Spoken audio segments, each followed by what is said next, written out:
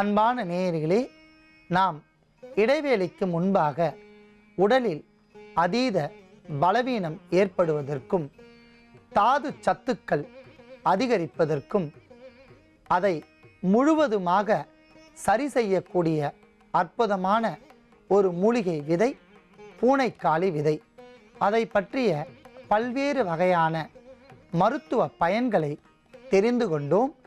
இப்பொழுது நாம் எடுத்துக்கொண்ட மூலிகைகளின் அளவுகளை பார்க்கலாம்.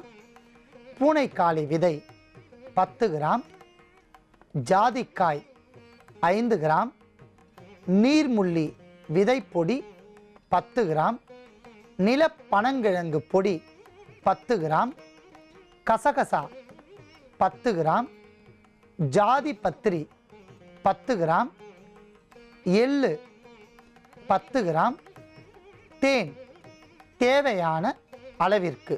தேனை தவிர்த்து மற்ற பொருட்களை நன்றாக வெயிலில் காய வைத்து தூள் செய்து எடுத்துக்கொள்ள வேண்டும். அவ்வாறு வெயிலில் காய வைத்து அரைத்து எடுத்துக்கொண்ட தூள்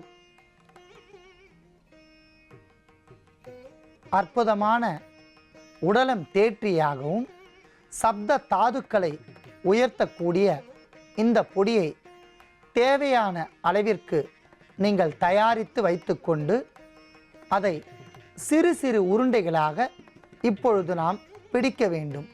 ஆகையால் தேவையான அளவிற்கு பொடியை எடுத்து நன்றாக தேன் விட்டு பிசைந்து சிறு சிறு பொடிகளாக, அதாவது உருண்டைகளாக நாம் பிடிக்கவும்.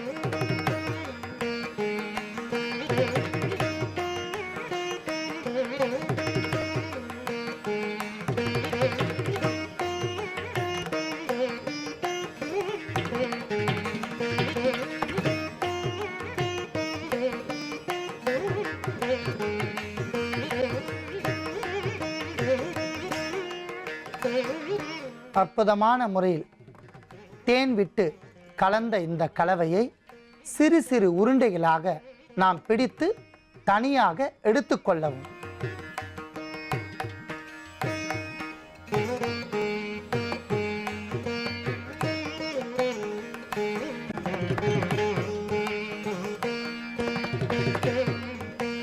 எந்த அளவிற்கு தேவைப்படுகின்றதோ அந்த அளவிற்கு சிறு சிறு உருண்டைகளாக பிடித்து வைத்து ஒரு நாள் முழுவதும் வெயிலில் காய வைத்து எடுத்து பத்திரப்படுத்தி வைத்து கொள்ளவும்.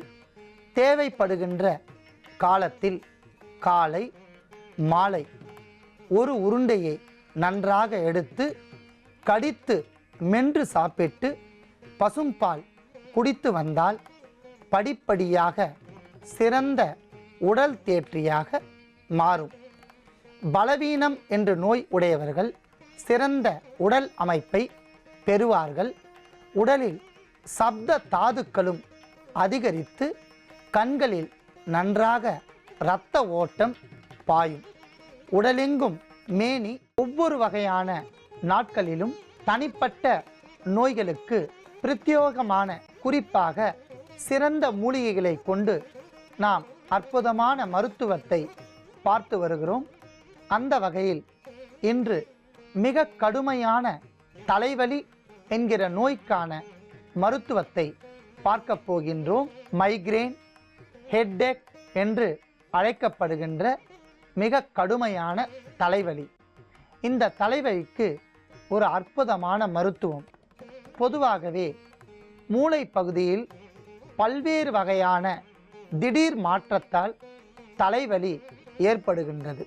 சடன்லி மியூட்டேஷன் என்று அழைக்கப்படுகின்ற திடீர் மாற்றம் அல்லது சிறிய கட்டிகள், a small nodule or cyst என்று பெயர்.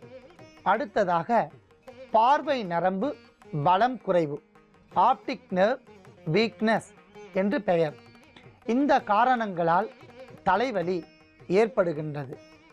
மொத்தம் 4448 வகையான நோய்களில் 198 வகையான கண் நோய்களுக்கு தனிப்பட்ட மூலிகைகளை கொண்டு ஒவ்வொரு வகையான கண் நோய்களுக்கு மருத்துவத்தை சித்தர்கள் அருளி உள்ளார்கள். அந்த வகையில் மிக கடுமையான தலைவலிக்கு இப்பொழுது மருத்துவத்தை பார்க்க போகின்றோம். அதற்காக இன்று நாம் எடுத்துக்கொண்ட அற்புதமான ஒரு மூலிகை துளசி. குளம், சீத்தை, குளவி என்று பல பெயர்களால் அழைக்கப்படுகின்றது துளசி. ஹோலி பேசில் என்று ஆங்கிலத்திலும், ஆக்டம், சாக்டம் என்று தாவரவியல் பெயரிலும் அழைக்கப்படுகின்ற துளசி மிக சிறந்த கிருமி நாசினி. உலகத்தில் பல்வேறு வகையான நோய்கள் தீர்க்கும் மூலிகைகள் பல இருந்தாலும் மிக முதன்மையான மூலிகைகள் 48. அந்த வகையில் துளசி முதலிடத்தை பிடிக்கக்கூடிய ஒரு அற்புதமான மூலிகை. துளசியில் பல வகைகள் கிடைக்கின்றன. கருந்துளசி, நல் துளசி, நாய் துளசி, செந்துளசி, வெள்ளை துளசி, நீல துளசி, ராமர் துளசி என்று பல துளசி வகைகள் நமக்கு கிடைக்கின்றன. ஒவ்வொரு வகையான துளசிக்கும் ஒரு தனிப்பட்ட நோயை தீர்க்கக்கூடிய ஆற்றல் உள்ளன. குறிப்பாக கருந்துளசிக்கு வாசி யோகம் என்று சொல்லக்கூடிய ஓம் என்று உள்ளடக்கி மந்திரத்தை ஜெபிக்கக்கூடிய ஆற்றல் துளசிக்கு உள்ளது. அதை காய கற்ப முறைப்படி கண்டிப்பாக கவனிக்கவும். காய கற்ப முறைப்படி மிக கடுமையான பத்தியம் காத்து ஜபதபங்கள் செய்கின்றவர்கள் ஒரு நாள் காலையில் ஒருவேளை மட்டும் சுமார் ஒரு சுண்டைக்காய் அளவிற்கு கருந்துளசியை அரைத்து பசும்பாலில் சேர்த்து சாப்பிட்டு வந்தால் உடல் கருமையான அற்புதமான ஒரு திடகாத்திரம் ஏற்படுத்தும். உடல் பொன்னிறம் அடையும். வாசி யோகம் என்று சொல்லக்கூடிய அந்த கலை தானே வசப்படும். அமிர்தம் என்று சொல்லக்கூடிய அந்த அற்புதமான சாகா கலை, வேகா புனல் என்று சொல்லக்கூடிய சித்தர்களால் வர்ணிக்கப்பட்ட மாங்காய்ப்பால் அமிர்தம் என்று வர்ணிக்கப்பட்ட ஒரு ஜீவ அமிர்தம் உடலில் சுரந்து நரை, திரை, மூப்பு இவையெல்லாம் நீக்கி மரணமில்லாத பெருவாழ்வையும் நோய் நொடிகள் இல்லாத காய கற்ப உடலையும் தரும். ஆனால் இந்த கலியுகத்தில் நவீன காலத்தில் தக்கதொரு குருவின் அடிப்படையில், குருவின் மேற்பார்வையில் மட்டுமே கருந்துளசியை காய கற்பமாக உண்ண வேண்டும். பத்தியத்தை மீறினால் கடும் விளைவுகள் ஏற்படும். ஆகையால் சாதாரணமாக கருந்துளசியை 1 முதல் 2 இலைகள் மற்றும் மென்று தின்று வந்தாலே பல நோய்களை போக்கும். அடுத்ததாக நாம் எடுத்துக்கொண்ட சாதாரண துளசி வீட்டு பூஜை அறைகளிலும் வீட்டு தோட்டத்திலும் இயற்கையாக கிடைக்கக்கூடிய ஒரு அற்புதமான மூலிகை துளசி. இதை தினந்தோறும் பெண்கள் குளித்தவுடன் சுற்றி வந்தால் கருப்பையில் இருக்கக்கூடிய குற்றங்கள் அனைத்தும் நீங்கும்.